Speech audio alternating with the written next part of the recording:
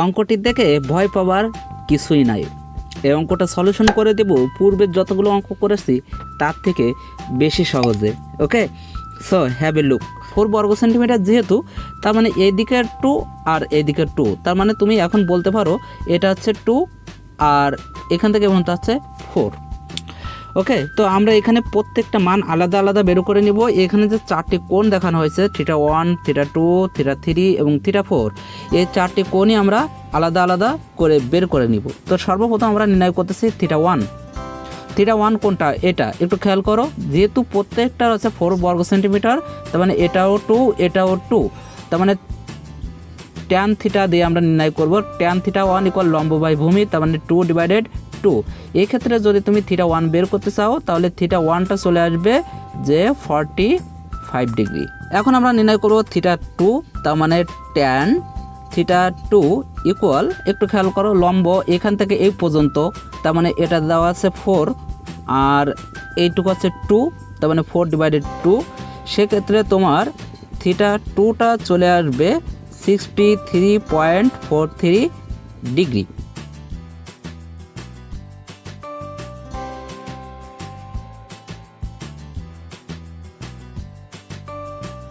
এখন আমাদের কাজ করতে হবে ভার্টিক্যাল ফোর্স আর হরিজন্টাল ফোর্সগুলো নিয়ে। কিন্তু এখন তোমরা এটা প্রশ্ন করতে পারো যে ভাইয়া আগে তো আমাদের অক্ষরেখা দেওয়া ছিল, এক্স অক্ষ এবং ওয়াই অক্ষ, আর এখানে তো অক্ষরেখা দেওয়া নাই।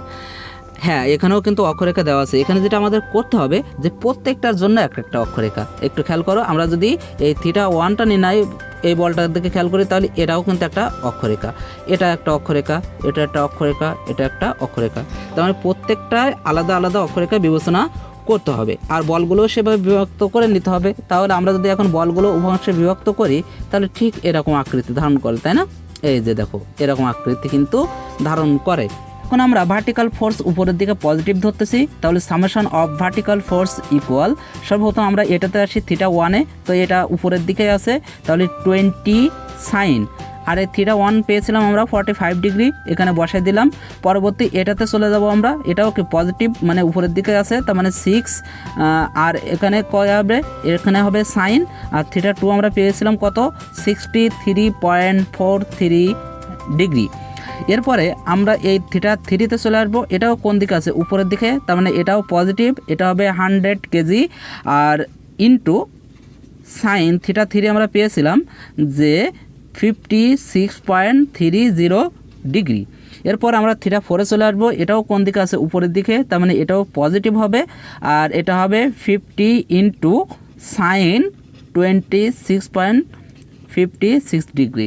এখন তোমার সাইন্টিফিক ক্যালকুলেটারে তুমি ক্যালকুলেশন করে দেখো, এরকম একটা মান আসবে 173.36 কেজি, এবং সে মানটা অবশ্যই কোনটা? পজিটিভ। তার মানে আমাদের ধরাটা ঠিক আছে, আমরা দিক পরিবর্তন করব না। এখন আমরা কাজ করব হচ্ছে হরিজন্টাল ফোর্সগুলো নিয়ে। তো আমরা ডান দিকে পজিটিভ ধরলাম, তাহলে হরিজন্টাল ফোর্স আসতেছে, এখানে আসতেছে যে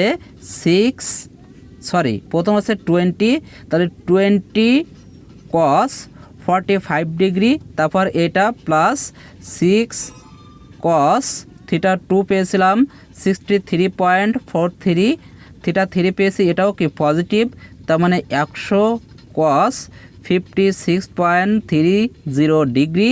এটা কিন্তু কি হবে? মাইনাস, কারণ এটা নেগেটিভ দিকে আছে, তার মানে -50 cos 26.56 ডিগ্রি।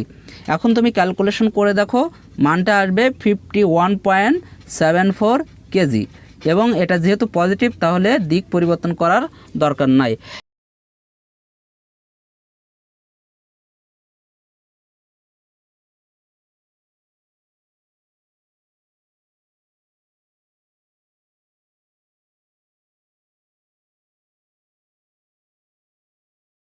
এবং আমাদের কোণ নির্ণয় করতে হবে, তাহলে tan θ ইকুয়াল আমরা পারছি 173.36 ডিভাইডেড 51.74, অতএব θ ইকুয়াল 73.38 ডিগ্রি।